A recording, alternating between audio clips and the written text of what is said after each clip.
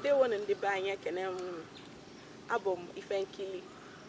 Na ahụ na uche nke taa anyị ga-elebara anya n'ihe gbasara ahụike. Ahụike kunsi marụ bụ isi sekpụ ntị n'ife ọbụla mmadụ na-eme maka na arụgbasi ike ihe na-aga n'usoro ya.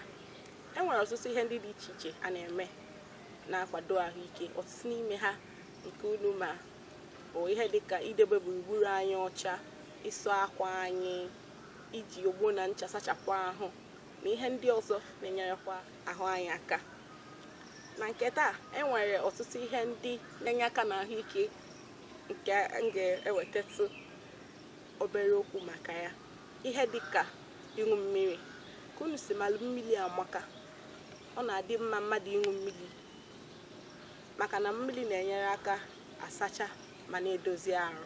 Ụfọdụ n'ime anyị na-asịkwa na ha achọghị ịdị na-eri oke nri, mana ị ga-achọpụta na ọ bụrụ na ị ṅụọ mmiri tupu ibibe nri, ọ ga-enyere gị aka ị gaghị eri oke nri, maka ụfọdụ n'ime anyị na-achọghị ịdị na-erizi oke nri. Mmiri amaka.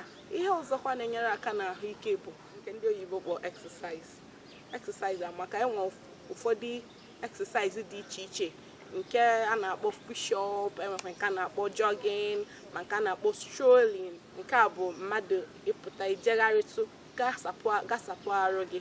Ọ ga-enyere aka n'ime n'ezi ahụike. Ihe ọzọ na-enyerekwa aka na ahụike bụ iri ezigbo nri. Eji m n'aka na unu mara ezigbo nri na-adị mma n'ahụ. Anyị ga-agba mbọ itinyetụ ihe ndị dịka akwụkwọ nri na ndị anyị na-eri ma mkpụrụ osisi dị iche iche ka anyị na-eri ya. Ọ ga-enyere anyị aka n'ahụ anyị. Ọzọkwa bụ ịchị ọchị. Ọ dị mma ka anyị wepụ oke nche. Nwekwara ihe ndị ọzọ na-enye aka na ahụike, nke bụ ịkwụ aka. Ọ na-adị mma imecha ihe ọbụla ị ga-eme aka gị ruo unyi, ịkwụchapụ aka gị, mee ya ka ọ dị ọcha maka nje, ka ọ ghara ibute nje. Aka na-adị mma isi n'ụlọ mposi pụta, ịkwụchapụ aka gị. Enwee ka isi mee ihe ọbụla metọ ma ọ mee aka gị ka o ruo unyi, ịkwụchapụ aka gị nke ọma. Ndị be anyị, daalụ m na ige ntị. Eji m n'aka na unu mụtara ụfọdụ ihe n'ihe nke m kwuru na nke taa.